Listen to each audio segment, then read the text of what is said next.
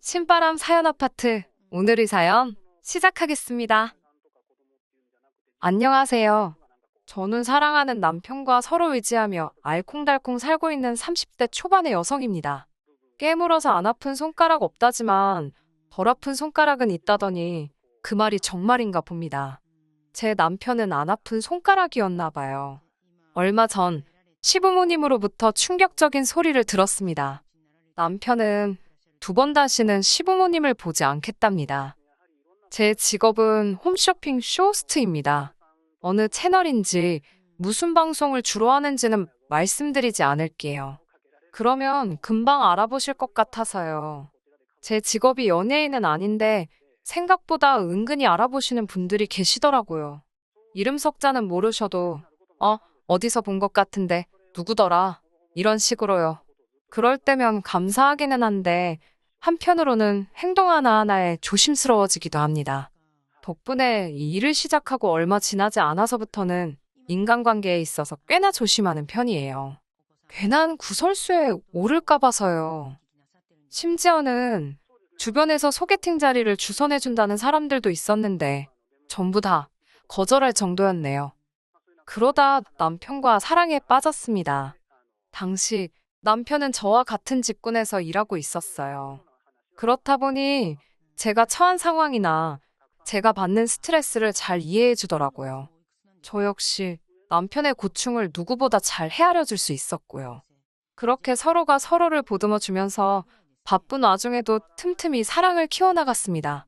그리고 1년간의 연애 끝에 양쪽 집안의 식구들과 친구들, 그리고 동료들로부터 많은 축하를 받으며 부부의 인연을 맺었네요.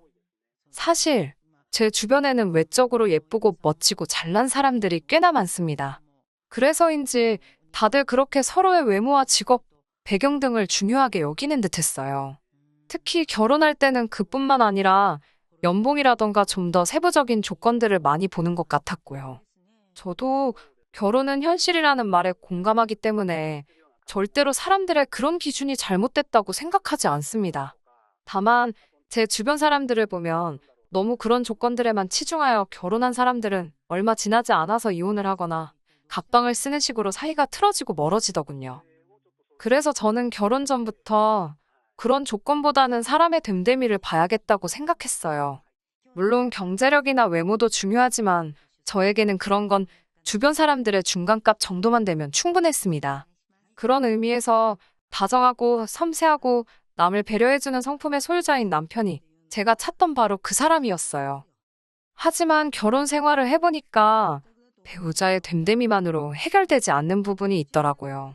그건 바로 배우자의 가족들이었습니다. 가끔은 콩 심은데 엉뚱한 게 나기도 한다는 걸 배웠다고 표현하면 적당할까요? 시댁 식구들을 보고 있으면 남편이 불쌍하게 보일 때가 한두 번이 아닙니다. 저희 남편은 위로 3살 많은 형과 아래로 2살 어린 남동생이 있는 삼형제 중 둘째입니다. 저는 외동으로 자라서 잘 모르지만 남편에게 들어보니 삼형제 중 둘째는 아주 서러운 위치인 것 같더라고요. 일단 남편의 형, 그러니까 아주버님은 굉장히 머리가 비상했답니다. 어렸을 때는 동네에서 천재라고 하면 다들 아주버님을 떠올릴 정도였대요. 성적도 초등학교, 중학교 때까지 전교 1등을 놓친 적이 없었고요. 하지만 과학고등학교라고 전국에서 똑똑하다는 애들이 다 모인 곳에 가니까 맥을 못 추더래요. 심지어 졸업할 무렵에는 거의 꼴등이나 다름없었다나 봐요. 대학은 그래도 기본으로 하던 게 있으니 서울에 있는 학교를 가긴 했지만 본인도 자존심이 어지간히 상했을 거고 시부모님은 그런 맏아들이 안타까워 죽으려고 하시고 남편은 당시 산업 디자인을 전공하고 싶었지만 어머님 아버님이 형님한테 속된 말로 몰빵을 한 탓에 돈이 없다 하시더래요. 결국 남편은 아르바이트와 장학금 그리고 여의치 않을 때는 휴학을 해가며 간신히 학교를 마칠 수 있었답니다. 뿐만 아니라 2살 어린 동생, 그러니까 도련님은 어려서부터 운동에 소질이 있었대요. 시부모님께서는 그런 도련님을 훗날 국가대표 축구선수로 키우시겠다고 지극정성으로 공을 들이기 시작하셨고요. 그리고 개인적으로 남편에게 들은 이야기 중 이 부분이 가장 서러웠는데요. 어머님이 도련님 체력 길러주신다며 매일같이 집에서 소고기 수육을 삶으셨답니다. 소고기가 없으면 장어, 장어가 없으면 문어, 하지만 남편은 거의 먹어본 적이 없다더군요. 남편이 어린 마음에 몇 번 왜 자기는 안 주냐고 투정을 부렸었는데 어머님이 너가 뭘 잘한다고 이런 걸 먹냐고 그러시더래요. 어린 마음에 어머님의 그 말이 마치 날카로운 얼음 송곳이 되어 가슴을 후벼 파는 것 같았답니다. 제가 더 이 이야기를 듣고서 속상했던 이유는 실제로 보시면 아시겠지만 도련님과 남편이 키 차이가 10cm 가까이 나거든요. 남편도 작은 키는 아니지만 그때 같이 먹이셨으면 좀 좋냐고요. 제 남편만 그렇게 서럽게 컸다는 사실을 알게 됐을 땐 정말 제가 당한 일인 것 마냥 속상하더라고요. 하지만 이게 전부가 아닙니다. 앞으로 제가 들려드릴 이야기에 비하면 정말 이건 아무것도 아니에요. 결혼식을 올릴 때만 해도 솔직히 어머님께서 아들 삼형제를 똑같이 잘해주시는지, 누구는 더 예뻐하고 누구는 더 미워하는지 제가 알 턱이 없었습니다. 다 같이 모여본 적이 없거든요. 일단 아주버님의 경우 이렇게 표현하는 게 적절한지 모르겠지만 제가 보기엔 자포자기한 사람처럼 살고 있습니다. 고등학교 때 자기보다 공부를 못하던 누구도 어디 회사에 들어갔는데 중학교 때 자기한테 수학 물어보던 누가 지금 교편을 잡았는데 매일같이 자기보다 못했던 사람들을 씹어대면서 자기 처지를 비관하고 있지요. 정작 본인은 아무 노력도 하지 않고 매일 집에서 TV만 보고 술만 마시면서 말이에요. 그런데도 부모라는 존재는 자식을 포기하지 못하나 봅니다. 시부모님께서는 그런 아주버님의 모습을 보시고도 놓지를 못하셨어요. 제가 남편과 결혼할 때부터 최근까지도 어머님께서는 일주일마다 반찬을 만들어서 아주버님 집에 가져다 주시고 간 김에 청소에 빨래까지 하고 오셨습니다. 심지어 결혼 초 저에게 네 아주버님도 너같이 예쁘고 좋은 여자 만나서 애 낳고 살면 정신 좀 차리지 않겠냐며 저 같은 여자 좀 데리고 오라고 졸라대셨는데 거절하느라 정말 진땀을 뺐습니다. 도련님의 경우도 잘 풀리지가 않았더군요. 처음엔 어머님의 극진한 정성 덕분인지 고등학생 축구 선수들 중 유망주로 손꼽히기도 했었답니다. 하지만 성공을 하기도 전에 주변에서 너무 띄워준 탓인지 남편 표현에 의하면 한마디로 허파에 바람이 가득 찼었답니다. 운동을 소홀히 하기 시작했고 그 시간에 친구들과 어울려 놀기 바빴다고 해요. 여학생들한테 인기도 많았기에 그 세상에 취해 있었고요. 그런 도련님이 안타까워 남편이 몇 번이고 타일러 보려고 했지만 잘 안 됐답니다. 결국 이후에 도련님은 입단도 못했고 대학도 못 갔습니다. 부산까지 입게 되면서 지금은 이 일도 했다가 저 일도 했다가 한마디로 하루 벌어 하루 먹고 사는 모양이더라고요. 그러다 한 번씩 시부모님이나 저희 남편한테 전화해서 용돈 달라 그러고 제가 어머님이라면 말이에요. 물론 잘 안 풀린 두 아들도 안타깝겠지만 그 와중에 혼자라도 잘 커준 둘째 아들, 그러니까 제 남편이 너무너무 기특할 것 같거든요. 그런데 어머님은 그렇게 생각을 안 하시는 눈치였습니다. 오히려 언젠가 한 번은 저희 부부를 불러다 놓으시곤 형도 동생도 하루하루 힘들게 사는데 너희 둘만 좋아 죽는다고 티내지 말라 하셨어요. 신혼부부한테 사이좋은 티를 내지 말라니 어이가 없어서 남편하고 집에 와서 한참을 웃었지 뭐예요. 비록 시부모님이 자식을 사랑하는 방식을 제가 이해할 수는 없었지만 그때만 해도 그게 저희 결혼 생활에 직접적인 영향을 끼치진 않았기 때문에 크게 신경 쓰지는 않았습니다. 하지만 어머님이 저희 부부를 대하시는 태도가 선을 넘기 시작하면서 상황이 달라졌네요. 제가 구체적인 연봉을 밝힐 수는 없지만 예를 들자면 제가 한 달에 1,000을 번다면 남편은 7, 800 정도를 벌어요. 이건 연애할 때부터 지금까지 계속 비슷한 상황입니다. 이 부분은 결혼할 때부터 알고 있었기 때문에 저에게 큰 문제가 되지 않았습니다. 집은 제가 모은 돈과 남편이 모아둔 돈, 그리고 대출을 받아 해결했어요. 상견례 전 남편이 먼저 시부모님께 도움을 받을 수 없을 것 같다고 했습니다. 친정부모님은 그것과 상관없이 저희가 원한다면 도와주신다 하셨지만 시댁에서도 안 해주시는데 굳이 친정에서 받고 싶지 않았어요. 게다가 저희 둘 다 집에서 보내는 시간이 많을 것 같지 않았기 때문에 방 하나짜리 오피스텔에서 시작해도 괜찮겠다 싶었고요. 비록 양쪽 집으로부터 아무 지원도 받지 않았지만 그래도 식을 올린 이후로 매달 50만 원씩 용돈으로 보내드렸습니다. 많은 금액도 아니고 저희에게 부담되는 금액도 아니었어요. 당연히 생색을 낼 생각도 없었습니다. 하지만 보내드린 지 딱 1년이 지났을 때였어요. 어머님께서 물가도 올랐는데 용돈은 안 올려주시냐 하시더군요. 물가 10%씩 오르고 그런 것도 아닌데 용돈을 얼마나 올려달라는 말씀인가 싶더라고요. 애들 장난도 아니고 1, 2만 원 올려달라고 하신 소리는 아니셨을 테니까요. 제가 얼마가 필요하시냐니까 한 달에 100은 줬으면 좋겠다고 하셨습니다. 아이도 없고 둘이 맞벌이니 양쪽에 100씩 드린다고 해서 뭐 당장 어떻게 될 일은 없었지만 어머님이 너무 당당하게 요구하시니까 그것도 썩 기분이 좋지는 않더군요. 제가 100은 무리고 70으로 올려드리겠다고 했습니다. 어머님은 쓰는 김에 더 쓰지 그런다며 70을 누구 코에 붙이냐입니다. 그러면서 절 보더니 맨날 손톱하고 머리하고 그럴 돈은 있고 시애미한테 줄 수 있는 돈은 없냐고 빈정거리시더군요. 손톱하고 머리하고 저도 모르게 이걸 해야 제가 돈을 벌어 어머님을 드릴 수 있다고 말대꾸를 해버렸습니다. 평소에는 그래도 좋은 게 좋은 거라고 따박따박 말대꾸하는 성격은 아닌데 어머님이 먼저 싫은 소리를 자꾸 하시니까 저도 모르게 말이 세게 나가더군요. 그러자 어머님께서 당신 아들이 번 돈에서 100으로 달랍니다. 아드님이 얼마를 번다고 생각하시고 그런 소리를 하시는 건지 어이가 없더라고요. 저는 욕심부리지 마시고 70만 받으시라고 더는 무리라고 어머님께 단호하게 말씀드렸어요. 솔직히 어머님 아들 셋 중에 어머님한테 용돈 드리면서 그나마 자식굿이라는 건 저희밖에 없는데 한 번도 고맙단 소리를 안 하셨습니다. 만약에 남편이 둘째가 아니라 첫째나 셋째였다면 분명히 아버님이 어디서 낳아온 자식이라고 생각했을 거예요. 이후로 또다시 두어 달쯤 지났을 때였습니다. 어머님 생신이 다가오고 있었기 때문에 어떻게 하시고 싶은지 여쭐 겸 연락을 드렸지요. 어머님께서는 딱히 밖에선 드시고 싶으신 게 없으시다며 집에서 간단하게 먹자고 하시더라고요. 그러더니 저에게 솜씨 발휘 좀 해야지 그러시는 거예요. 제가 전날 밤뿐만 아니라 오전에도 촬영이 잡혀 있어서 음식 준비는 어려울 것 같다고 몇 번을 말씀드렸지만 며느리한테 미역국도 못 얻어먹는 시애미가 세상 천지에 어디 있냐며 억지를 쓰시더라고요. 정말 너무 피곤하고 짜증났지만 며느리의 숙명이다 생각했습니다. 밤늦게 집에 돌아와 새벽 2시에 미역국만 끓여놓고 기절하듯 잠이 들었어요.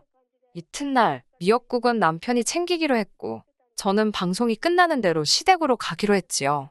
원래는 백화점에서 음식을 좀 사가려고 했는데 그나마도 시간이 여의치 않아서 급한 대로 홈쇼핑에서 팔던 음식들 중 평이 괜찮았던 것들로 몇 개 챙겨서 시댁으로 향했습니다.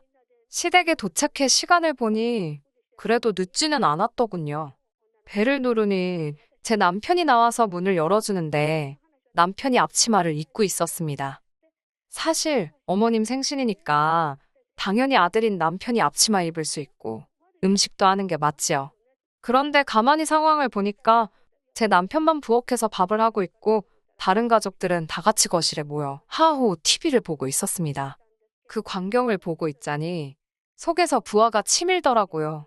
착해 빠진 건지 남편이 한다는 말이 혹시나 해서 밥통을 열어보니 밥도 하나도 없길래 자기가 밥은 일단 했답니다. 미역국도 잘 챙겨왔더라고요. 그때 거실에서 다시 아주버님과 도련님의 웃음소리가 들렸습니다. 도저히 분을 참지 못한 제가 거실로 나가 한마디 했어요. 여기 어머님 아들은 저희 남편뿐이냐고요. 그러자 두 형제가 한다는 소리가 자기들은 해본 적이 없답니다. 제가 둘 다 나가 산 지가 몇 년인데 밥 한 번 안 해본 게 자랑이냐고 쏴붙여 버렸어요. 어머님이 저에게 한마디 하시려는 찰나 제가 먼저 이제 두 분한테 밥하는 거 정도는 가르치셔야 되지 않겠냐고 쏴붙였어요. 이래서 어떤 여자가 시집 오겠냐고요. 다 차려진 생일상을 보시더니 어머님께선 겨우 하신다는 소리가 정성이 없답니다. 며느리한테 이런 생일상 받는 시애미는 당신밖에 없을 거라고 밥 한 술에 한숨 한 번이었어요. 분명히 못한다고 했는데 억지로 시키시곤 있는 대로 깎아내리시니 저도 밥맛이 뚝 떨어지더라고요. 그런 와중에도 아주버님하고 도련님은 개의치 않고 밥만 잘 먹대요. 오직 제 남편만 어머님 기분을 살피느라고 그러지 말고 이것도 드셔보셔라, 저것도 드셔보셔라 권하고 있었습니다. 집에 갈 때쯤 어머님이 부엌에서 아주버님과 도련님한테 뭘 좀 챙겨주시는 것 같았습니다. 전 별 관심도 없었고 딱히 궁금하지도 않더라고요. 그때 남편이 저희 건 없냐며 어머님께 물어봤어요. 어머님이 살짝 당황하신 눈치였어요. 남편한테 제가 그냥 가자고 했는데 남편은 고집을 피우더라고요. 그러자 어머님은 티나게 못마땅한 티를 내시며 너도 가져가라며 작은 반찬통 하나를 주셨습니다. 남편이 아주버님과 도련님 걸 보더니 바뀐 거 아니냐고 물었어요. 우리는 두 식구고 저쪽은 혼자인데 어째서 저쪽 반찬통이 훨씬 크냐고요. 그러자 어머님께선 너네 입이 짧지 않냐면서 우물쭈물 말끝을 흐리셨어요. 딱 봐도 저희한테는 주시려던 생각이 없으셨던 거지요. 저는 남편을 쿡 찌르며 그만하고 가자고 했습니다. 남편 표정이 영 좋지 않았어요. 집으로 돌아와 어머님이 챙겨주신 반찬통을 열었습니다. 저도 남편도 솔직히 너무 실망하고 말았어요. 차라리 안 가져오느니만 못한 상황이었거든요. 드시던 거였어요. 하얀 콩나물이었는데 어떻게 드신 건지 한쪽에만 벌겋게 고추장 같은 게 묻어 있더라고요. 누가 봐도 이건 통째로 열어놓고 드시던 반찬통이었습니다. 저보다도 남편이 먼저 열받은 티가 확 나더라고요. 어찌나 표정이 살벌하던지 제가 다 무서울 지경이었습니다. 저도 모르게 어머님이 착각하시고 잘못 주신 것 같다고 어머님을 두둔하게 될 정도로요. 그리고 이튿날 남편은 평소보다 훨씬 이른 아침에 지난밤 시댁에서 가져온 문제의 반찬통을 가지고 집을 나섰습니다. 얼마 뒤 돌아온 남편에게 반찬은 어쨌냐니까 어머님 현관 앞에 던져놨답니다. 사진도 찍어왔는데 가관이더라고요. 제가 미쳤냐니까 안 미쳐서 이 정도였다며 다시 침대에 올라가 아무 일도 없었다는 듯이 자는 남편이었습니다. 몇 시간 뒤 어머님께서 뭐 하자는 거냐고 연락을 해오셨습니다. 이미 관리사무소에서 남편이 그런 걸 다 확인한 참이라며 왜 그런 짓을 했냐고 물으시더군요. 저는 반찬통이 드시던 거던데 왜 그런 걸 주셨냐고 단도직입적으로 물었습니다. 어머님께선 미안하다는 말은커녕 준다고 안 했는데 갑자기 달라니까 그런 걸 주셨답니다. 아무렇지도 않다는 듯 말씀하시는 어머님 반응에 저도 좀 충격을 받았습니다. 그 이후로 한 3-4달 동안 어머님께 종종 연락이 왔지만 남편도 저도 거의 받지 않았어요. 받아봤자 좋은 소리 들을 것 같지도 않았고 무엇보다 남편이 원하지 않았거든요. 그리고 얼마 전 저와 남편이 결단을 내리게 된 결정적인 사건이 있었습니다. 아버님께서 당신이 사시는 집이 전세 계약이 끝났는데 그 건으로 저희와 긴히 상의할 것이 있다며 저희를 집으로 부르셨습니다. 아무래도 어머님과 남편의 사이가 냉전 중임을 아시고는 당신이 직접 연락을 하신 것 같았기에 차마 못 간다 소리를 할 수가 없었어요. 어머님 아버님이 사시는 집은 20평대 아파트로 서울 외곽에 위치하고 있었습니다. 그렇다고 시부모님이 아예 돈이 없으신 분들은 아니고 제가 알기로는 지방 어디에 땅을 제법 가지고 있다 들었습니다. 다만 그쪽에 개발 호재라던가 뭐 그럴듯한 소위 뉴스거리가 전혀 없어서 굳이 팔 이유도 살 이유도 없는 그런 땅이었어요. 그래도 어머님 아버님은 언젠가 좋은 소식이 있을 거라고 믿고 계셨지만요. 아무튼 어머님께선 평생을 지겹게 자식들 뒷바라지만 하면서 이 코딱지만한 집구석에서 살았더니 이제는 이골이 나신다면서 최소한 방 4개는 있는 큰 집으로 이사를 가고 싶다고 하셨습니다. 그러면 자식들이 부부싸움이나 어떤 일로 서럽고 집에서 나오고 싶을 때 당신들 집으로 올 수 있지 않겠냐면서요. 남편은 아무 말 없이 듣고 있었고 저는 며느리로서 적당히 그럴듯하게 네, 정말요? 와, 같은 호응만 해드리고 있었어요. 물론 속으로는 부부싸움하고 자기 부모한테 가는 남자가 몇이나 있을까? 그런 생각을 하고 있었지만요. 그때 아버님께서 받으신 집을 핸드폰으로 보여주시면서 땅을 담보로 일단 대출을 받을 생각이라고 하셨습니다. 그리고 부족한 부분은 저희더러 대출을 받아달라 하시더군요. 제가 깜짝 놀라서 그걸 저희가 왜 대출을 받냐고 하니 너희도 부부싸움하게 되면 둘 중에 한 사람이 와서 쉬면 되지 않냐는 겁니다. 제가 너무 어이가 없어서 비어져 나오는 웃음을 간신히 참으며 어머님께 어떤 며느리가 부부싸움하고 시댁에 가서 쉬냐고 물었어요. 부부싸움하고 친정을 가면 갔지 시댁에 왜 가느냐고요. 그러자 어머님께선 제 남편을 바라보시며 너가 와도 되지 않냐고 하시더군요. 그러자 남편도 어머님을 쳐다보며 오면 반갑게 맞아주기는 할 거냐고 묻더군요. 그런데 남편의 말에는 날이 잔뜩 서 있어서 서늘하기까지 했습니다. 죄송하지만 이유가 어찌됐건 저희는 대출을 못 받아들인다고 확실히 선을 그었습니다. 그러자 두 분은 저희 남편을 바라보면서 자식 새끼 키워봤자 하나 소용없다십니다. 순간 아주버님하고 도련님도 대출받아서 보태는지 궁금해지더군요. 어머님께 두 사람에게도 물어보셨냐 하니까 둘은 결혼을 안 했으니 부부싸움할 일이 없는데 뭐하러 대출을 받냐고 그러시대요. 당신들이 큰 집으로 이사를 가는 이유 중 하나는 너희들이 쉴 곳이 없을 때 쉬러 오라는 뜻인데 혼자 사는 애들이 집에서 쉬지 뭐하러 여길 오냐면서요. 그런 애들한테 대출을 받으라는 건 말이 안 된답니다. 하지만 저희는 결혼한 부부인 만큼 사올 확률이 높고 그러면 저희 둘 중 한 명은 무조건 집에서 나오고 싶어질 텐데 그때 시댁에 오면 되니까 대출을 받으라는 말도 안 되는 어머님 아버님의 문논리였어요. 어머님은 대출 받는 게 부담스러워서 그러는 거면 당신들이 대출을 좀 더 받을 테니 매달 원금하고 이자 얼마씩 어머님 통장으로 이체를 하랍니다. 그것도 좋은 생각인 것 같다면서요. 대신 밀리면 절대로 안 된다고 신신당부를 하시더라고요. 저희는 계속해서 싫다고 안 된다고 하는데 어머님은 저희 의견을 전혀 들으시려 하지 않으셨습니다. 남편은 나지막히 늘 이딴 식이었다며 화를 내기 시작했습니다. 공부 잘하는 형한테 치이고 운동 잘하는 동생한테 치여도 어머니한테 한 번 대든 적 없는 나한테 왜 그러시는 거냐며 내 나이가 30이 넘었는데도 어린 시절 느꼈던 비참한 마음을 또 느끼게 만드냐며 남편은 짐승처럼 울부짖고 있었습니다. 도대체 이럴 거면 자기를 왜 낳았냐면서 부모가 자식을 품어줘야지 왜 자식이 부모를 이해하고 품어야 하냐면서 소리를 지르더군요. 남편의 그런 모습을 처음 보셨는지 어머님 아버님께선 잠시 말문이 막히신 듯 했습니다.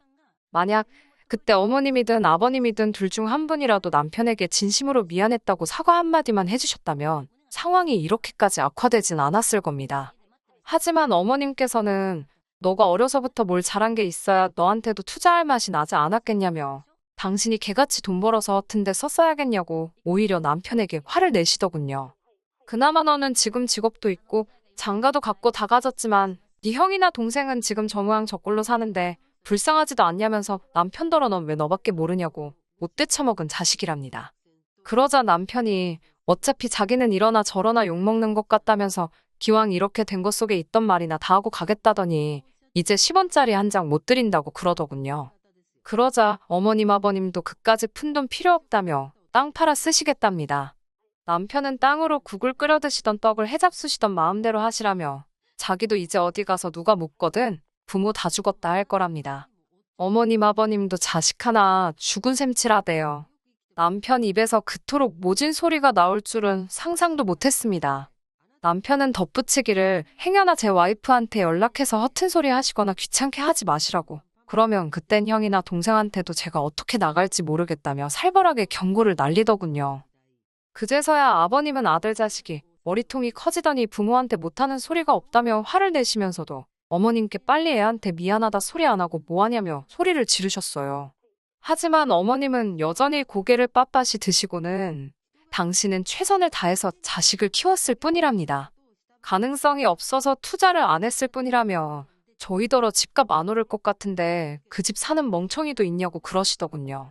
정말이지 제 어머님이지만 어떻게 자식을 집에다 비교할 생각을 하실 수 있는 건지. 남편도 차라리 잘 됐다며 멍청한 형 동생 때문에 맞이도 아니고 받은 것도 없이 자랐는데 혼자 효자 노릇 다 뒤집어 쓰는 줄 알고 걱정이 많았답니다. 그런데 이제 어머님 덕분에 마음 편하게 그런 책임감을 떨굴 수 있게 된 것 같다며 감사하다고 하대요. 그러면서 두 번 다시 연락하지 말라고 아주 못을 박았습니다. 저희 둘은 그날 이후로 지금까지 시부모님과 연락하지 않고 있습니다. 처음 며칠은 제가 그런 것도 아닌데 마음이 어찌나 불편하던지요. 그럴 때마다 남편은 그 어느 때보다 마음이 홀가분하고 편하다며 이게 다 제 덕분이랍니다. 부모한테도 못 받아본 무조건적인 지지와 사랑을 저에게서 받는다면서 매일 저를 보고 고맙다고 하네요. 부모 자식 사이는 하늘에서 내려준 인연이라 쉽게 끊을 수 없다는 말 들어보셨지요. 저도 그 말이 맞다고 생각합니다. 세월이 얼마나 걸릴지는 모르겠지만 언젠가 시부모님이 남편의 마음을 이해해 줄 날이 왔으면 좋겠습니다. 남편 가슴에 남은 응어리는 꼭 시부모님께서 풀어주셨으면 좋겠네요. 그리고 이건 궁금하실까봐 덧붙이는데 시부모님께선 땅을 내놓으셨답니다. 그런데 당신들이 알고 있던 시세보다 더 똥값으로 떨어져서 팔아도 재미는커녕 허탈감만 느끼시게 생긴 모양이에요. 그리고 저희가 드리는 용돈이 끊기면서 그동안 아주버님과 도련님한테 해다 주시던 반찬도 끊어진 것 같더라고요. 지금은 말 잘 듣는 며느리 보시겠다며 베트남 쪽 알아보고 다니신다는데 저도 두 분이 도대체 무슨 생각을 하고 사시는지 모르겠네요. 쓰잘데기 없는 관심은 치우고 남편이랑 저 단둘이 즐겁게 살겠습니다. 끝까지 들어주셔서 감사합니다. 오늘의 사연은 여기까지입니다. 구독과 좋아요, 알람 설정 부탁드리고 더 좋은 사연으로 다시 찾아뵙겠습니다. 감사합니다. 신바람 사연 아파트, 오늘의 사연 시작하겠습니다. 안녕하세요. 결혼한 지 1년이 조금 넘은 30대 가정주부입니다. 다른 사람들은 어떻게 살아가는지 궁금해질 때면 사연을 들으러 오곤 했었는데 오늘은 제 이야기를 하러 왔네요. 남편과 헤어진 마당에 과거를 곱씹을 필요가 있냐고 말씀하실 분들도 있을 것 같아요. 하지만 오늘 이렇게 일기 쓰듯 제 이야기를 한번 털어놓고 나면 제 머릿속도 마음속도 정리가 되지 않을까요? 그러면 주변 사람들한테 그동안 저에게 무슨 일이 있었는지 설명하기도 한결 수월할 것 같고, 저는 여중여고 여대를 졸업한 후 보험 전문회사 감사팀에 입사했습니다. 제 입으로 이런 말을 하기는 뭐하지만 좋은 여대를 나와 대기업에 들어가서인지 여기저기서 소개팅 자리가 많이 들어왔어요. 부모님을 통한 제법 진지한 선자리도 포함해서요. 하지만 첫사랑과 가슴 아픈 이별을 하고 연애에 대한 흥미를 잃어버린 저는 더 이상 남자친구건 뭐건 만나고 싶지 않았어요. 특히 제 성격이 낯을 많이 가리기도 하고 사람들한테 정을 잘 주는 탓에 간이고 쓸개고 다 빼줄 만큼 퍼주는 성격이라서 상처도 잘 받는 편이거든요. 그런 성격을 스스로도 너무 잘 알아서 소위 몸을 사리게 되더라고요. 그런 저를 안쓰럽게 여긴 친구가 지금의 남편을 소개시켜 주었습니다. 궁합도 안 봐도 된다는 4살 차이의 남편은 자상하고 다정한 성격을 가진 사람이었어요. 퍼주기 좋아하는 저와 양보하길 좋아하는 남편이 만나니 다른 연인들 간에 흔히 볼 수 있는 작은 말씨름조차 저희에게는 낯선 일이었습니다. 서로가 서로에게 늘 고마워하고 미안해하다 보니 주변 사람들 모두 천생연분이라고 저희를 불렀어요. 양가 부모님들도 서로 저렇게 좋아 죽는데 굳이 시간 끌 필요가 있겠냐며 하루빨리 결혼시키자는 이야기가 나오게 되었고요. 그렇게 저희는 사귄 지 2년 만에 사람들의 축복 속에서 부부의 연을 맺게 되었습니다. 하지만 부부의 연을 맺게 되면서도 제가 몰랐던 사실이 있었으니 그건 바로 도련님이었습니다. 정확히 말하자면 도련님의 존재는 알고 있었지만 단 한 번도 만나본 적이 없었어요. 남편과 사귀기 시작한 날부터 결혼식 당일까지도요. 처음 도련님의 존재에 대해서 알게 된 건 남편의 집에 놀러 갔을 때였습니다. 남편이 잠시 자리를 비운 사이 혼자서 방을 둘러보다 남편의 오래된 사진첩을 발견했어요. 남편이 어렸을 때 얼마나 귀여웠는지, 누구를 더 닮았는지 단순한 호기심의 사진 몇 장을 보게 되었고요. 사진첩에는 남편과 닮았지만 남편보다 좀 더 어린 아이가 한 명 더 있었습니다. 방으로 돌아온 남편에게 누구냐고 물으니 동생이라고 짧게 대답하더군요. 그 전까지는 남편에게 남동생이 있다는 이야기를 듣지 못했기에 놀란 제가 그동안 왜 말 안 했냐고, 소개는 왜 안 시켜주냐고 물었습니다. 그러자 남편이 연락이 잘 안 된다며 말끝을 흐리더라고요. 저야 외동이라 잘 모르지만 친구들 중에도 우애가 좋은 경우도 있었고 아닌 경우도 있었으니 남편은 우애가 별로 안 좋은가, 그렇게 단순하게 생각했어요. 남편이 자세히 이야기하고 싶어 하지 않는 것 같았고요. 당시만 해도 결혼 이야기도 오가기 전이었기 때문에 굳이 꼬치꼬치 캐묻고 싶지는 않았습니다. 특히 가족 문제라면 제3자인 제가 구태여 알 필요는 없다고 생각했어요. 하지만 그 이후에도 시댁과 도련님 사이에 왕래가 없어도 너무 없다는 걸 눈치채고는 뭔가 이상하다고 생각했어요. 한 번은 제가 넌지시 도련님은 어떻게 지내고 계시냐는 식으로 이야기를 꺼내니 시부모님께선 그건 제 할 바가 아니라며 말을 딱 자르시기도 했고요. 남편도 계속해서 연락이 안 된다는 말뿐이었으니 그래도 솔직히 전 결혼식엔 나타날 거라고 생각했습니다. 하나뿐인 형의 결혼식이었으니까요. 하지만 도련님은 끝까지 그림자도 보이지 않았지요. 이쯤 되자 친정 부모님께서도 사돈 총각한테 무슨 일이 있는 거 아니냐며 걱정과 의심을 동시에 보이셨습니다. 저나 부모님이 절대로 호사가 타입은 아니에요. 하지만 혹시 장애나 무슨 큰 흉터 같은 게 있어서 남들 앞에 나서지를 못하는 건지 아니면 숨어 살아야 되는 어떤 이유가 있는 건지 별의별 생각을 다 하게 되더라고요. 그런 와중에 정말 뜻밖의 경로로 도련님의 행방을 알게 되었습니다. 남편의 회사를 구체적으로 언급하면 금방 알아차리실 수 있을 것 같아서 대략적으로만 말씀드릴게요. 남편은 대기 오염도를 측정하는 회사에 다니고 있어요. 일이 힘든 곳은 아닌데 업무 특성상 한 달에 몇 차례 지방 곳곳으로 출장을 가야 하는 경우가 있습니다. 보통은 당일치기로 자고 오는 일은 거의 없고 사무실에서 근무 대신 이루어지는 일이다 보니 당연히 주말에는 가지 않아요. 보통 혼자 가는 일도 없고 동료 한두 명과 같이 움직입니다. 제가 걱정할까봐 여자 동료랑 가게 되는 경우에는 틈틈이 연락도 해주고요. 그런데 결혼식을 올리고 얼마 지나지 않아서부터 이 방식이 달라지기 시작했습니다. 처음 그렇게 느낀 건 남편이 토요일 아침 7시부터 집을 나설 때였어요. 평소 주말에는 늦잠 자는 걸 좋아하는 사람인데 그날따라 아침부터 출장으로 춘천을 간다는 거예요. 그때만 해도 속사정을 몰랐던 저로서는 남편이 불쌍하기만 했어요. 그런데 매주 토요일마다 반복이 되니까 굉장히 수상하다는 생각이 들기 시작했습니다. 한 번은 제가 확실히 출장 가는 거 맞냐니까 큰 거래처라서 그렇다며 둘러대는데 남편의 표정에서 거짓말이라는 확신이 들더라고요. 가끔 막장 드라마를 보면 애인이 상대의 불륜을 의심하는 장면들이 나오잖아요. 그럴 때마다 꼭 서로의 핸드폰이나 블랙박스를 뒤지고 상대의 뒷조사를 하고 그러더라고요. 그런 걸 볼 때마다 드라마인 걸 알면서도 뭘 저렇게까지 하면서 같이 살아. 자존심 상하게. 그렇게 생각했었거든요. 그런데 막상 제가 남편의 바람을 의심하게 되니까 저도 모르게 어느샌가 제가 경멸하던 그 행동들을 하나씩 하고 있더라고요. 제일 먼저 남편이 자는 사이에 남편 핸드폰 비밀번호부터 풀어보았고요. 남편이 없는 틈에 남편 컴퓨터를 뒤적거렸습니다. 그런데 정말 아무것도 안 나오는 거예요. 그리고 주말에 한 번씩 나가는 거 말고는 정말이지 아무것도 달라진 게 없었어요. 여전히 자상하고 다정한 한결같은 남편이었지요. 결국 정말 하고 싶지 않았던 일인데 마지막으로 한 번만 어딜 가는지 따라가 보자고 생각했습니다. 만약에 남편이 바람을 피고 있었다면 헤어지는 거고 정말 출장을 가던 거였다면 앞으로는 무슨 일이 있어도 남편이 하는 말이라면 무조건 믿어주자고 생각했어요. 콩으로 파칠순대도 믿어주자고요. 하지만 상황은 제가 생각한 것과는 전혀 다르게 흘러갔습니다.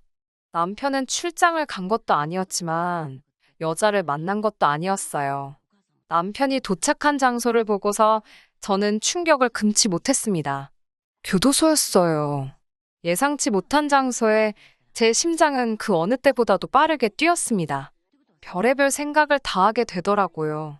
아무 일도 손에 잡히지 않았고 절망적이었습니다. 몇 시간 후 집으로 돌아온 남편에게 어디 갔다 왔냐고 물으니 아니나 다를까 출장 다녀왔답니다. 제가 당신 회사는 교도소하고도 거래를 하냐니까 남편이 벙찐 표정으로 저를 쳐다보더라고요. 남편이 제게 어떻게 알았냐고 물었습니다. 그게 중요하냐는 제 질문에 아니라며 그냥 다 미안하답니다. 그리고는 깊은 한숨을 내쉬고는 한동안 저랑 눈도 못 마주치더라고요. 거긴 왜 갔냐고 물으니 자기 동생, 그러니까 도련님 때문에 갔다 왔답니다. 이미 저 혼자 집에서 온갖 상상의 나래를 펼치고 있었고 그 시나리오에 도련님이 감옥에 있다도 있었기에 오히려 그다지 놀라지 않았네요. 한층 침착해진 제가 도대체 무슨 일로 도련님이 교도소까지 가게 되었냐고 물었습니다. 솔직히 수감 이유에 따라 제 결혼 생활도 계속해야 할지 말아야 할지 정해야겠다고 생각했거든요. 남편 말로는 사기랍니다. 제가 아무리 사기를 쳤어도 합의를 했으면 교도소까지는 안 갈 텐데 금액이 얼마길래 합의를 못 받냐고 물었어요.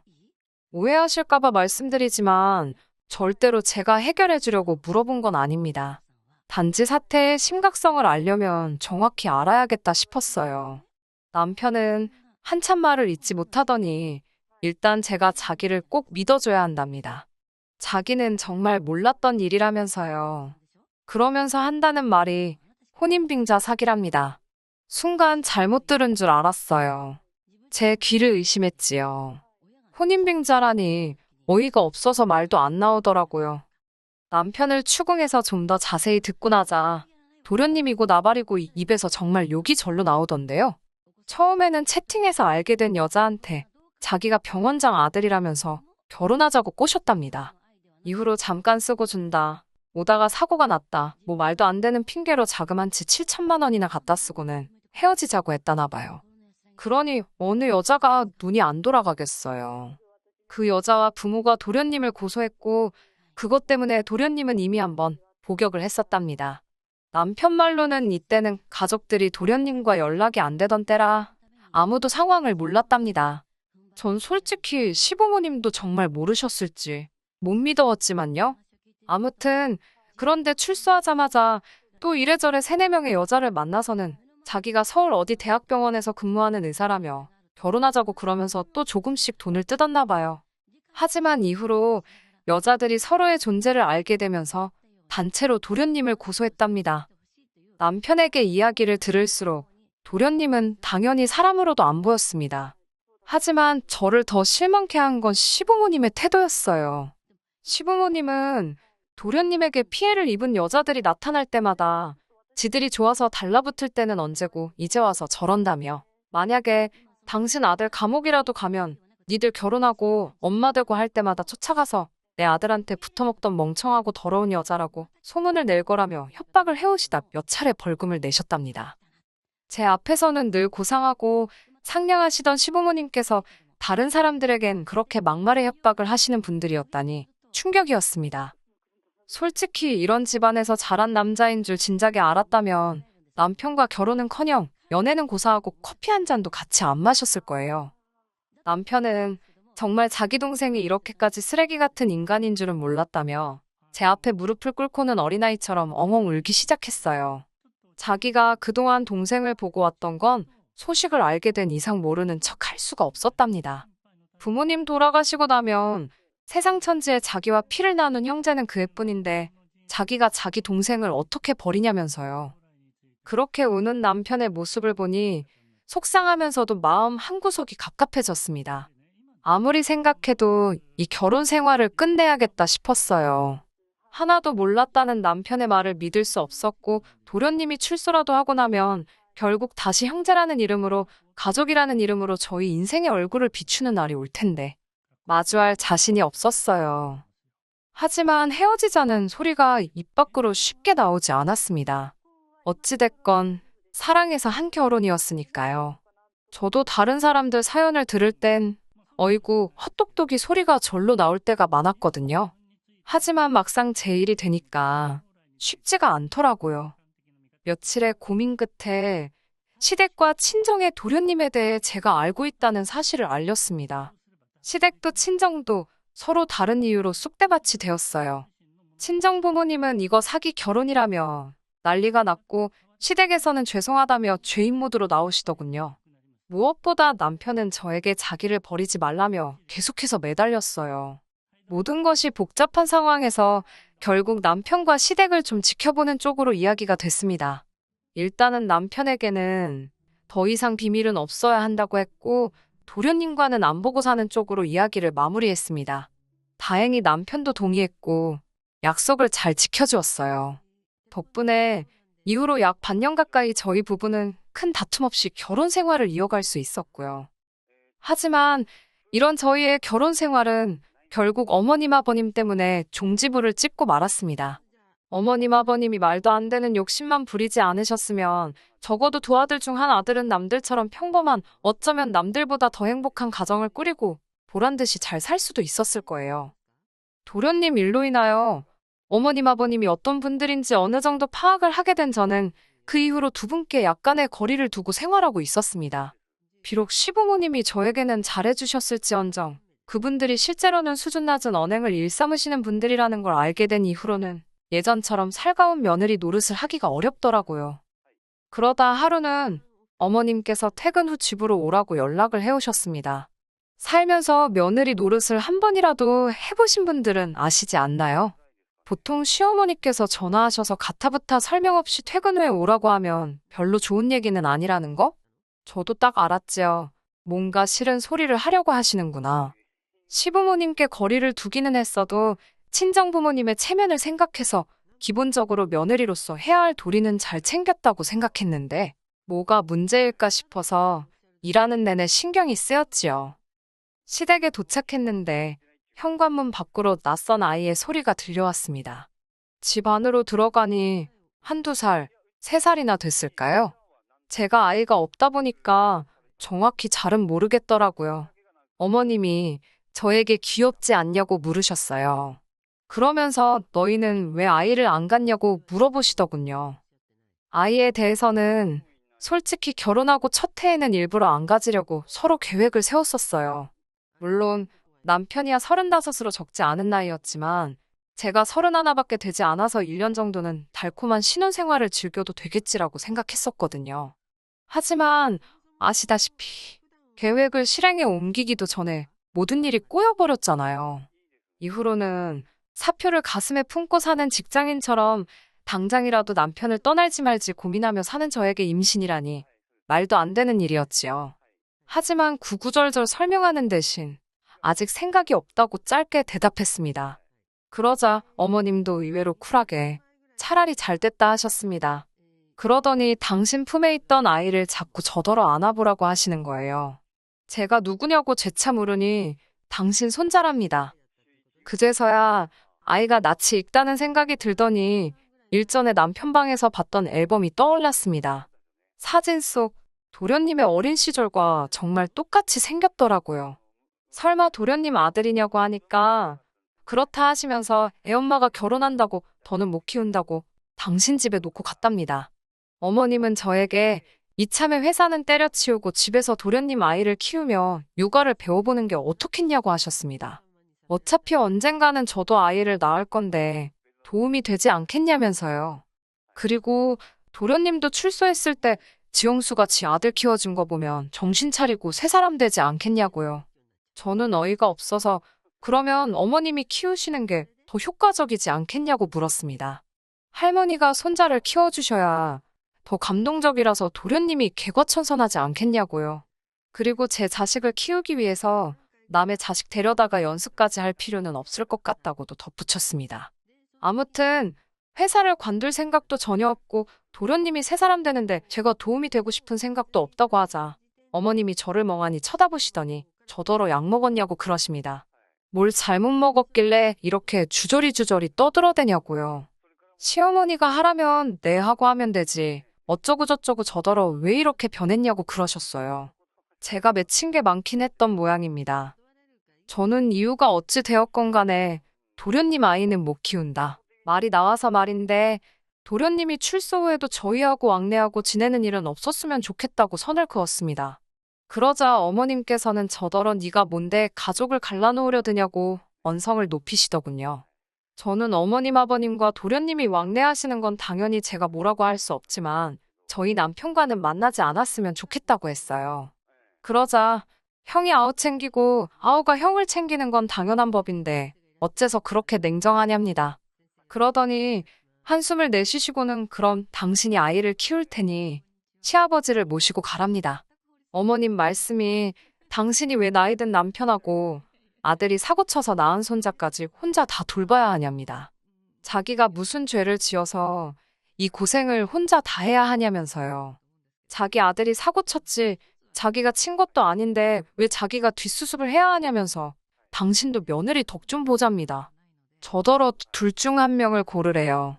어머님 남편이고 어머님 아들인데 왜 그 책임을 저한테 떠넘기시냐고 그러니까 이번에는 같은 여자끼리 좀 도와줄 수 있는 거 아니냐고 그러십니다.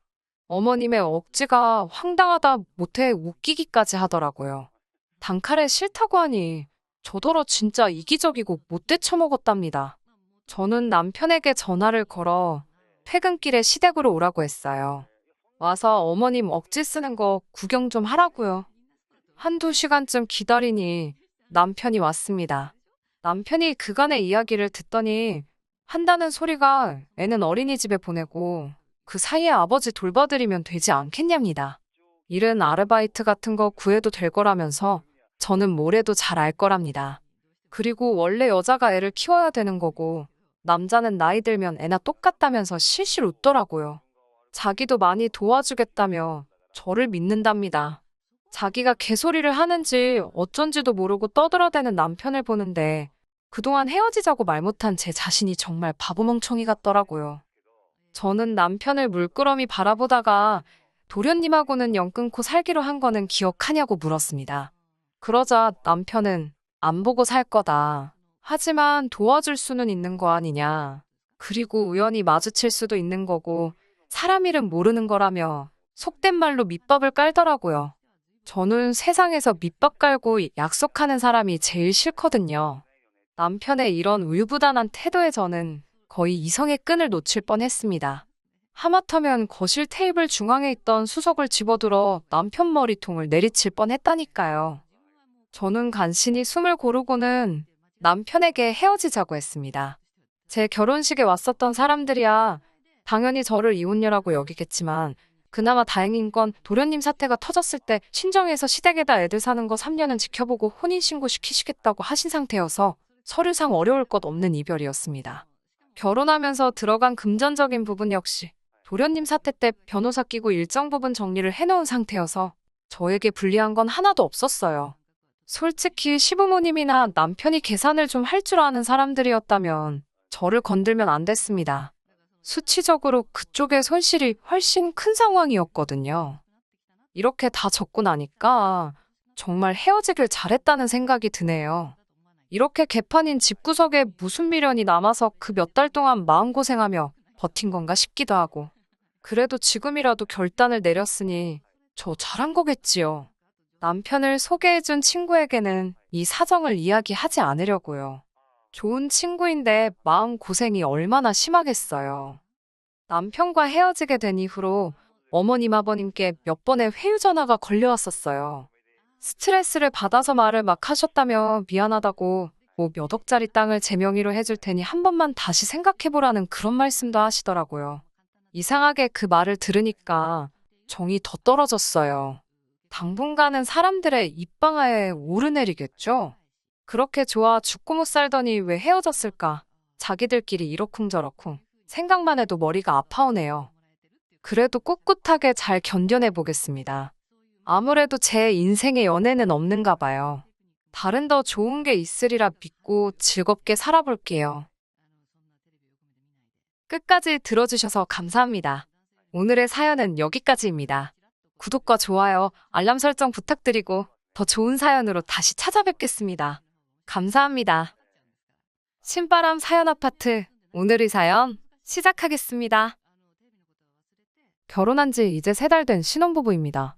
연애할 때는 몰랐는데 남편이 이렇게 자기 가족만 생각하는 이기적인 사람일 줄은 생각도 못했네요. 저희가 한참 결혼 준비를 하고 있을 적에 남편이 신혼집 위치를 가지고 무조건 시댁에서 가까이 살고 싶다고 말을 꺼냈던 적은 있었습니다. 그때 제가 이유가 뭐냐고 물었었는데 남편은 말은 꺼내놓고 저를 이해시킬 생각은 못한 건지 우물쭈물거리면서 대답은 못했어요. 차라리 뭐 시댁 근처에 부동산 호재가 있다, 몇 년 뒤에 무조건 집값이 빵 뜰 거다 라던가 위치상 서로 출퇴근하기 너무 좋은 동네다, 이런 평범한 이유라도 됐다면 제가 들어주는 척이라도 했었을 것 같네요. 그런데 막상 말은 꺼내놓고 그런 평범한 대답조차 할 순발력은 없었는지 시댁에서 가까이 살면 좋은 점이라고 꺼낸 소리가 그냥 시어머니가 가까이 살면 신혼집에 자주 오시면서 얼마나 우리를 많이 도와주시겠냐라는 대답을 하더라고요. 웃기지도 않아서 콧방귀도 안 나왔습니다. 세상에 어느 며느리가 그런 상황을 달가워하겠나요? 아예 안 보고 살 수야 없겠지만 시어머니랑은 안 보면 안 볼수록 멀어지면 멀어질수록 며느리 팔자가 좋아진다는 소리는 이미 저보다 먼저 결혼한 제 주변 사람들로부터 귀에 딱지가 않도록 들어왔어요. 굳이 그런 이야기를 지인 통해서 듣지 않아도 잡지나 신문기사만 읽어도 그냥 아무 TV 채널만 틀어도 우스갯소리로 나오는 말들인데 제가 시어머니 도움 좀 받자고 시댁 근처로 신혼집을 구하고 싶을 리가 없었지요. 당연스럽게도 남편한테 고작 그런 이유만 가지고는 시댁 가까이 신혼집을 구할 생각은 없다고 딱 잘라 거절했었습니다. 어쩌다 보니 신혼집 위치가 시댁에서 차로 20분, 친정에서는 차로 40분 거리에 있는 곳에 구하게 되긴 했지만 말이에요. 그래도 남편이 원하던 엎어지면 코 닿을 거리는 아니었기에 이것만 해도 정말 감지덕지한 상황이었죠. 아무튼 그때는 남편이 그냥 갑자기 엄마 품 벗어나려니까 지 엄마도 걱정되고 지 자신도 걱정이 돼서 저러나 보다 싶었지. 이렇게 자기 가족만 잘해주고 싶어하는 이기적인 사람일 거라고는 눈꼽만큼도 생각지 못했던 건 사실이에요. 시댁 근처에 살겠다는 말만 들어도 알 수 있지 않냐는 분들도 계시겠지만 제가 안 된다고 딱 잘라 거절하자마자 남편이 얼토당토하는 이유를 대면서 물고 늘어진 게 아니었거든요. 그냥 제가 안 된다고 하니 안 되는구나 하고 말았으니 정말 엄마 품을 떠나기 싫어서 그랬던 건가 하는 생각 말고 다른 생각은 들지 않았었어요. 아무튼 저희 결혼은 반반 결혼을 했는데 아무래도 형편이 빠듯하다 보니 맞벌이를 무조건 해야 했습니다. 남편이나 제 월급이 합쳐도 얼마 되지도 않고 결혼할 때 대출을 조금 많이 받았다 보니 생활비하고 각자 용돈하고 그러면 돈이 좀 빠듯했어요. 맞벌이를 하기로 했다 보니 집안일도 똑같이 반반 분담을 해서 하기로 했습니다. 처음에는 눈치껏 알아서 하자고 했는데 막상 집안일이란 게 당번을 정해놔야지 눈치껏 알아서 하면 성질 급한 사람이 혼자 독박을 쓰게 되는 시스템이더라고요. 제가 하다 아무것도 안 도와주는 남편한테 뭐 하나만 시킬 때면 남편은 하기 싫어 죽겠다는 표정으로 툴툴거리면서 역시 시댁 근처에 살았어야 했다며 불만을 토로하기 시작했죠. 그래서 집안일을 좀 더 세세하게 분류해서 남편이 할 일, 제가 할 일을 딱 잘라서 나눠 놓았어요. 제가 청소기를 돌리면 남편이 바닥 물걸레질을 한다던가 제가 빨래를 돌리면 남편이 빨래를 널고 개고 한다던가 하는 식으로 말이죠. 그런데 도무지 분업이 안 되는 게 있었으니 그게 식사에 관련된 거였습니다. 설거지 도와주는 게 어디냐. 설거지만 해줘도 감지덕지다 하고 넘기려고 했지만 날이 갈수록 심해지는 반찬 투정 때문에 아주 스트레스가 이만저만이 아니었어요. 다른 집안일은 남편이 투정 부릴 게 없었는데 밥에 관해서는 아니었던 거죠. 저희가 밥은 직접 지어 먹지만 반찬 같은 경우는 이야기가 달랐어요. 따로 반찬을 할 시간이 없다 보니 주로 애용하던 게 반찬 가게 반찬들이었지요. 그런데 맨날 똑같은 마른 반찬에 남을 뿐이라고 불만을 갖기 시작하더라고요. 그러면서 다시 꺼낸 이야기가 자기 말대로 시댁 근처에 집을 구했으면 나오지도 않았을 불평 아니었겠냐며 이게 다 제 잘못이니 제가 자기 먹고 싶어하는 반찬을 다 해줘야 한다 하더군요. 솔직히 어이가 없었죠. 여자인 제가 남편보다야 요리하는 게 더 자연스럽고 익숙할 수는 있지만 저라고 똑같이 대학교 다니다 회사 들어가서 사회생활 시작한 사람인데 요리 배울 시간이 어디 있었겠어요. 그러니 뭐 먹고 싶은 게 있으면 먹고 싶은 사람이 직접 해먹던가 퇴근길에 사오던가 하는 게 맞지 않냐는 게 제 생각이었죠. 남편은 당연히 아니라고 했고요. 뭐 이유야 뻔한 게 퇴근길에 사오게 되면 생활비로 나가는 게 아니라 자기 용돈에서 나가는 거니 싫다고 하는 소리였죠. 처음엔 저도 생활비로 할 생각이 있었는데 남편이 퇴근길에 사오는 게 치킨에 돈가스에 기본 2만 원씩은 넘는 걸로 하루가 멀다 하고 매일같이 사오는데 그렇게 되니 생활비가 제 예산에서 몇십만 원이나 초과를 해버려서 특단의 조치를 취했던 거였어요. 게다가 반찬 가게에서 사다 놓는 반찬에 고기 반찬이 아예 없던 것도 아니었고요. 계란장조림이며 각종 젓갈에 오징어 무침은 떨어지지 않게 항상 채워놓았었거든요. 입이 짧아서 몇 번 먹고 나니까 장조림 오징어 무침은 고기 반찬이 아니라고 난리를 치기 시작했어요. 정 뭐하면 계란 후라이랑 사다 놓은 소세지라도 구워 먹으랬더니 그건 또 귀찮다고 안 하더라고요. 난 없어도 그만이니까 먹고 싶은 사람이 해먹으라고 했죠. 제가 해주기 전까진 투정만 부리니 버릇 좀 고쳐보겠다고 그렇게 말했는데 세상에 부부싸움을 해도 별것도 아닌 것 가지고 하고 있으니 저도 점점 지치더라고요. 그러다 한번 친정에서 밥 먹으러 오라고 하셔서 다녀온 적이 있는데 친정어머니께서 아주 상다리가 휘도록 준비를 해주셨어요. 결혼하고 처음 가는 친정이었다 보니 특히 더 신경을 써주셨던 것 같은데 남편이 오랜만에 신이 나서 밥을 그 자리에서 두 그릇을 비워버렸어요. 집에서처럼 안 가리고 또 친정엄마가 해주신 음식을 그렇게 맛있게 먹어주니까 살짝 고마운 마음도 들려던 찰나에 곧바로 초를 쳐버리는 남편이었습니다. 밥 다 먹고 나서 친정어머니한테 제가 집에서 반찬을 안 해준다고 아주 미워 죽겠다고 하더라고요. 친정어머니한테 내 호박씨를 까봐야 뭐 얻을 게 있다고 저러는지 참 쓴웃음만 지었네요. 아무튼 친정어머니도 남편이 하는 말 듣고 식사 준비 때문에 제가 고생이 많다는 걸 눈치를 채셨나 봐요. 그날을 기점으로 매주 친정어머니께서 직접 반찬을 해서 가져다 주기 시작하셨습니다. 처음엔 저도 편하고 좋았죠. 남편도 끼니마다 오징어 볶음이다, 불고기다, 생선조림이다 해서 그 난리치던 고기 반찬 매일같이 바꿔서 먹을 수 있으니 반찬 투정을 더 이상 안 하더라고요. 그런데 한편으로는 마음이 편하지가 않았죠. 제가 시어머니가 우리 집 들락날락하는 게 싫다고 신혼집 시댁 옆에 구하자는 걸 반대했던 사람으로서 친정어머니가 아무리 반찬을 해서 가져다 주신다지만 그걸 또 남편이 어떻게 생각할지도 모르겠고 여러모로 불편한 점이 많았어요. 그리고 남편한테도 슬슬 짜증이 나기 시작했어요. 친정어머니가 무릎도 안 좋으신데 매일같이 남편 때문에 다른 반찬 해준다고 장 보느랴 음식해다가 그 40분 거리 차로 오며 가며 하시는데 맛있게 먹어주면 된다고 하시지만 솔직히 센스것 용돈이라도 조금 드렸으면 참 좋았을 텐데 그런 눈치는 없는 것처럼 보였죠.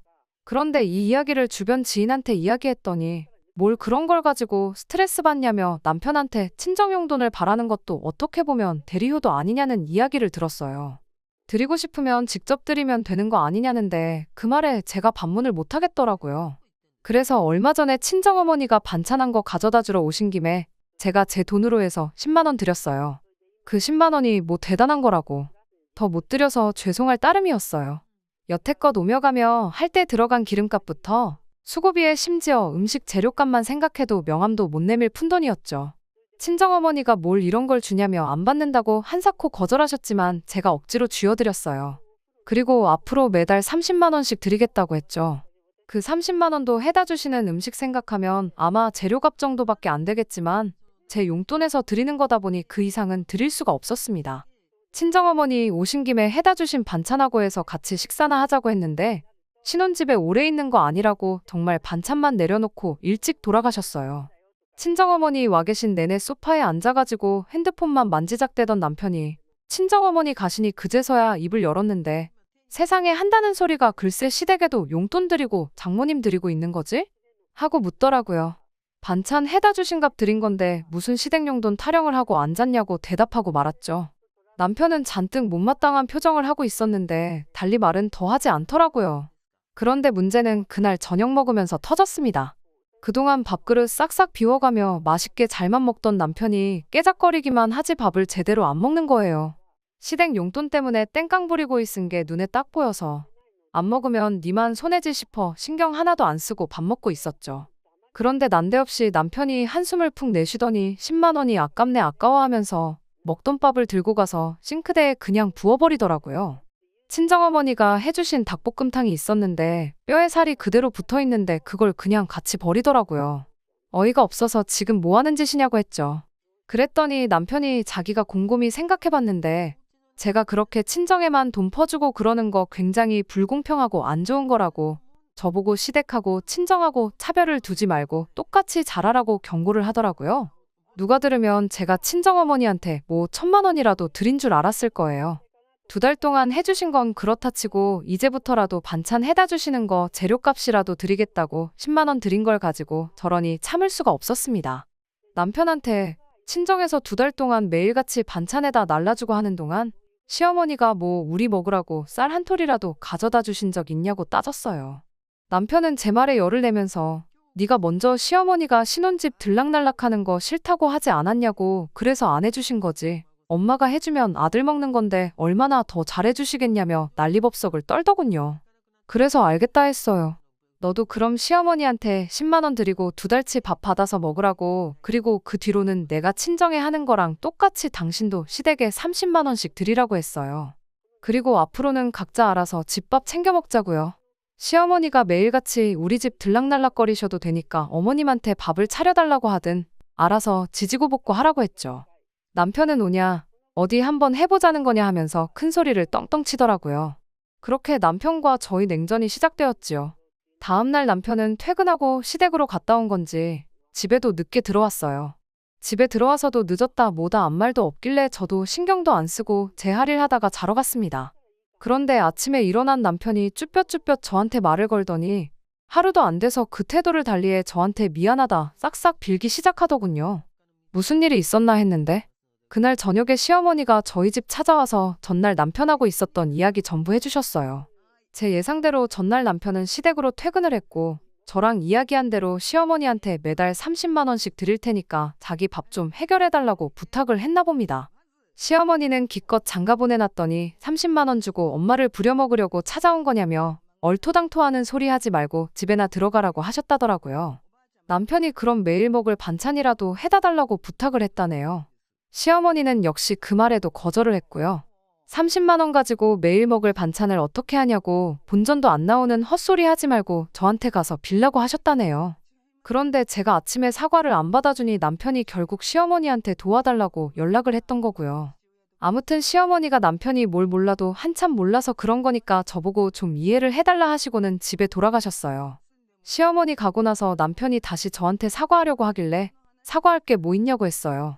아무튼 나도 친정어머니 힘들게 반찬해다 주시는 거 마음이 불편했다고 나도 앞으로 반찬 안 받을 테니 친정에만 용돈 드리고 시댁에는 안 주고 그런다고 생각하지 말라고 했죠.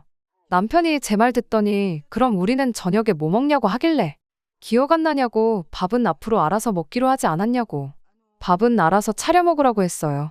나도 내 밥은 내가 알아서 먹겠다고 당신 밥은 당신이 알아서 챙겨 먹으면 되는 거라고 했습니다. 화해한 건 줄 알고 밝아졌던 남편 표정이 다시 울상이 되더라고요. 결혼 3개월 차인데 뭐 남편 행동이 괘씸하긴 하지만 이걸 가지고 이혼까지 생각했던 건 아니에요. 충분히 고칠 수 있다고 생각합니다. 남편 말 맞다나 용돈 얼마 드리는 게 어려운 일은 아니지만 제가 드릴 수 있으면 남편도 드릴 수 있는 거고 남편이 친정에 잘하는 만큼 저도 시댁에 잘한다는 그 간단한 거 남편이 자기 머리로 이해할 때까지는 아마 계속 이렇게 밥은 알아서 차려 먹으라고 할 것 같아요. 예상 밖으로 시어머니가 아들 편이 아니라 제 편을 들어주시면서 남편이 이젠 집안일 가지고 투정도 안 하고 요 며칠 동안은 참 잘하고 있습니다. 앞으로 쭉 두고 볼 일이지만 사소한 걸로 다툼 없이 잘 지냈으면 좋겠네요. 두 번째 사연으로 이어집니다. 결혼 생활 3년 하고 이혼하게 된 저희 이야기를 하러 왔습니다. 결혼 생활 초반에는 둘 사이에 아이가 없는 게 참 아쉬웠고 아이랑 같이 손잡고 돌아다니는 애엄마들 보면 그게 참 부러웠는데 이혼한 지금에 와서는 애라도 없던 게 천만 다행이구나 싶어요. 저도 한때는 현모양처가 되고 싶었어요. 아이 태어나고 하면 다니던 회사 그만두고 육아에 전념하고 내조도 잘하는 그런 사람 말이죠. 다니던 회사 때려치고 집에서 놀고 먹는다고 하는 소리는 아니었어요. 당시 제가 하던 일 특성상 회사를 다니지 않아도 충분히 집에서 프리랜서식으로 일을 할 수 있었거든요. 물론 회사 월급만큼 안정적이지는 않겠지만 집안 살림하고 아이 키우면서 일하면 생활비 정도는 제가 벌어오는 돈으로 충당할 수 있겠구나 싶었거든요. 결혼하고 1년 좀 지나서 정말로 제가 다니던 회사를 그만두게 되기는 했습니다. 제 바람처럼 아이가 태어나서 그렇게 된 건 아니었어요. 제 계획과는 전혀 다르게 예상치 못한 이유로 그만두게 되었지요. 신혼 때 사이 나쁜 부부가 세상에 어디 있겠어요. 저희도 마찬가지로 신혼 때는 깨가 쏟아졌어요. 오히려 너무 심하다 싶을 정도로 저랑만 시간을 보내고 싶어 하던 남편 때문에 꽤나 고생을 했죠. 가정적인 남자가 최고라지만 저랑 붙어있는 것과는 별개로 회사에서 받는 스트레스를 풀지 못해서 이따금씩 저한테 짜증을 내는 일이 많았거든요. 자기는 아니라고 하지만 누가 봐도 회사에 있었던 일을 가지고 저한테 화풀이를 하고 있구나 싶은 일이 한두 번이 아니었어요. 그때도 남편 기분 풀어준다고 교회로 나가 분위기 좋은 카페에 가서 공기도 쐬고 그럴 생각이었는데 남편이 바로 이거다 하면서 난데없이 회사를 그만두고 자기도 카페를 하나 해야겠다는 말을 꺼내더라고요. 커피랑 밀가루가 원가가 어쩌고 하면서 앉아서 돈 버는 거 아니냐고. 우리도 멀리서 이렇게 찾아왔지 않냐. 이 좁은 땅덩이에 카페가 몇 개나 있지 않느냐 하면서 열기만 하면 무조건 돈을 벌 거다 하면서 말이에요. 뜬금없이 멀쩡히 다니는 회사는 왜 그만두려는 거냐 했는데 그제서야 그동안 자기가 회사에서 엄청 고생이라는 이야기를 꺼내더군요. 윗선에서 자기를 엄청 안 좋게 보는데 출세도 물 건너간 거 아니겠냐고. 월급쟁이 월급 받아봐야 월급만큼밖에 돈을 못 모으지 않겠냐 하면서 자꾸 설득하려 드는데 카페는 무슨 커피랑 빵을 언제부터 그렇게 좋아했고 잘 알고 있냐. 자영업 우습게 보지 말라고 했죠. 안정적인 월급만 한 게 어디 있냐고 했어요. 너도 프리랜서 하겠다 하지 않았느냐고 걸고 넘어지길래 그럼 나도 회사 안 그만둘 테니 헛소리 하지 말라고 했어요. 그렇게 잘 넘어가나 했더니 이 인간이 저한테는 상의도 없이 한 달 지나서 정말 회사를 그만뒀더라고요. 그때 말했었으니 상의를 아예 안 했던 건 아니라고 우기는데 답도 안 나왔어요. 그래도 아무 계획이 없던 건 아닌 게 퇴직금에 시어머니한테 모자란 돈을 어떻게 융통해가지고 가게를 차리겠다고 자기 계획을 말해주더라고요. 이미 관둬버린 직장에 입지도 안 좋았다는데 물을 수도 없는 거. 이렇게 된 바에 한번 잘 해보라고 해줬습니다. 그렇게 남편은 몇 달 지나서 카페를 창업했고 그리고 몇 달 더 지나서 저는 말씀드린 대로 회사를 그만둬야 했어요. 장사가 너무 잘 돼서 제가 일할 필요가 없어서 관둔 거였으면 참 좋았겠지만 그런 꿈 같은 이야기는 아니었어요. 그래도 초반에는 오픈빨이라도 받았던 건지 월급만큼은 가져오더라고요. 그런데 날이 갈수록 가져오는 돈이 점점 적어지기 시작했습니다. 그리고 남편이 저한테 회사 그만두고 카페에 나오라는 말을 해왔어요. 말은 같이 있고 싶어서 그런다 번지르르하게 포장했지만 결론부터 말하자면 매출이 줄어드니까 직원들 숫자는 유지를 못하겠고 저라도 나와달라는 소리나 마찬가지였지요. 그렇게 책임감 없이 그럴 거면 애초에 왜 회사는 그만뒀냐 한참을 싸웠지만 뭐 어쩌겠어요. 당장 빚을 내서 직원들 월급을 줄 수도 없는 노릇이니 결국 제가 회사를 그만두게 되었네요. 그렇게 1년 죽어라고 일했어요. 남편은 그 긴 시간 동안 뭘 한 건지 전에 있던 직원이 할 줄 아는데 하면서 책임감 없는 모습만 계속 보여줬죠. 저라고 뭐 카페를 해본 적이 있는 건 아니지만 제가 들어가고부터는 아예 처음부터 새로 하는 느낌으로 신경 쓸 게 한두 가지가 아니었습니다. 매일같이 식사는 간단하게 편의점 도시락으로 때우고 난리도 아니었는데 식사를 그런 걸로 대충 때우다 보니 제 건강이 남아나질 않는 상황이 되어버렸어요. 이대로 가다간 건강도 잃겠다 싶어서 피곤한 몸 이끌고 퇴근에 집에서 밥 제대로 챙겨 먹고 아침 일찍 일어나서 도시락도 싸고 그랬습니다. 부부다 보니 자연스럽게 남편도 제가 준비한 도시락에 저녁 식사 같이 했어요. 그런데 이게 하루 이틀에서 몇 달째 반복되고 그러니 남편은 제가 식사 준비를 하는 게 당연한 거라 생각했나 봐요. 호의가 계속되면 권리인 줄 안다는 말을 하면 딱 들어맞겠더라고요. 어쩔 때는 똑같은 메뉴로 이틀 내내 먹는다며 반찬 투정을 하질 않나, 어떤 때는 또 오늘은 이거 해 먹자, 저거 해 먹자 바라는 게 많아지더라고요. 남편과 대판 싸운 그날은 그날따라 아침부터 몸도 으슬으슬하고 그런 게 몸살 감기가 왔나 싶었던 하루였습니다. 근육통도 있고 오한도 있어서 옴짝달짝 할 수가 없겠더라고요. 그래서 제가 오늘은 가게를 못 나가고 쉬어야겠다 남편한테 말했고 식사 알아서 챙겨 먹으라고 말했어요. 그리고 퇴근하고 오는 길에 괜찮으면 죽이나 하나 사다 달라고 했습니다. 말이 끝나기가 무섭게 남편이 저한테 너 나한테 밥심부름을 시키냐며 정색을 하더라고요. 그리고 저녁에 죽을 사오면 자기는 뭐를 먹냐며 집에 있을 거면 쉬면서 자기 먹을 밥은 해놓으라고 하는 거예요. 저도 그 말에 슬슬 짜증이 나기 시작했죠. 아픈 몸 일으켜 세워서 뭐가 그렇게 기분이 나쁘냐고 물어봤어요. 그랬더니 아픈 건 네가 컨디션 관리를 제대로 못해서 그런 건데 제가 할 일을 남한테 떠넘기는 게 기분이 나쁘다고 하는 겁니다. 근 1년이 넘는 세월 동안 남편이 쌀 한 번 씻어준 적 없어요.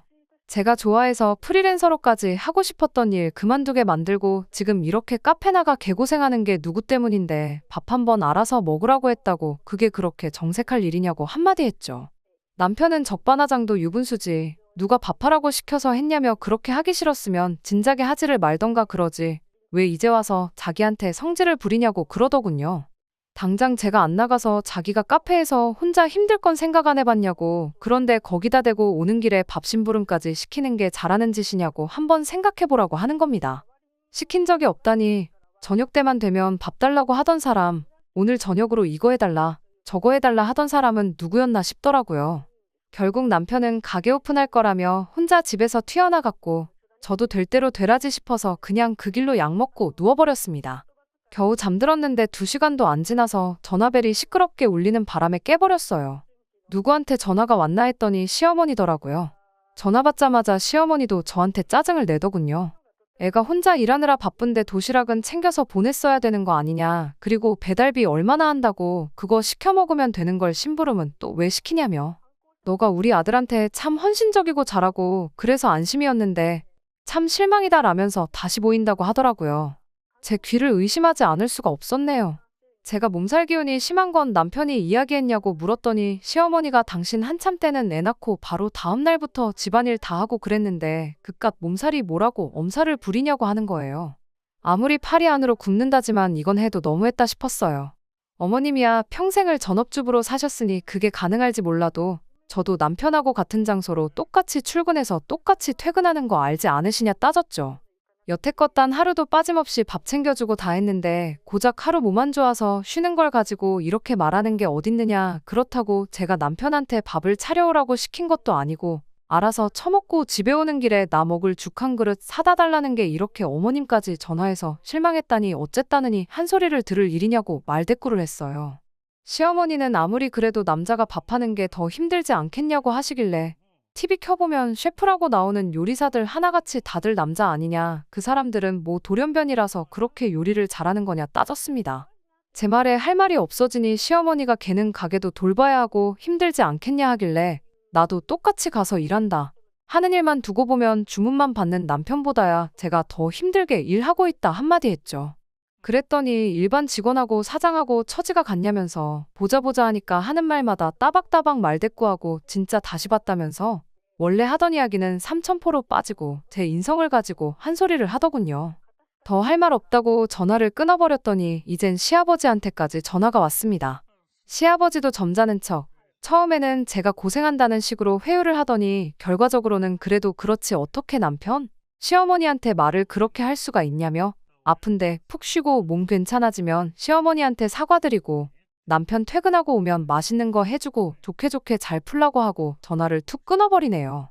시부모님 생각에는 결국 제가 잘못한 거고 제가 나쁜 거니 먼저 사과하는 게 맞다는 거였어요. 그리고 이게 뭐라고 나이 그렇게 먹고 부부싸움을 부모님한테까지 전화로 떠벌린 남편 생각하니 감기 기운 때문에 그러는 건지 뭔지 몸에서 열이 펄펄 끓더라고요. 너만 부모 있냐? 나도 부모 있다 이 생각으로 저도 짐 싸들고 친정으로 갔습니다. 친정어머니가 무슨 일이냐고 물어보시길래 대충 둘러대고 몸이 안 좋으니 좀 쉬러 왔다 하고 어머니가 끓여주신 죽 먹고 나서 한숨 푹 잤네요. 그래도 남편이 퇴근하고 나서 제가 없으면 당황할까봐 친정 오면서 친정에 가 있겠다고 문자는 보내놨는데 자느라고 일어날 때까지 핸드폰을 확인 못했어요. 자고 일어나서 보니 남편한테 연락이 잔뜩 와 있더라고요.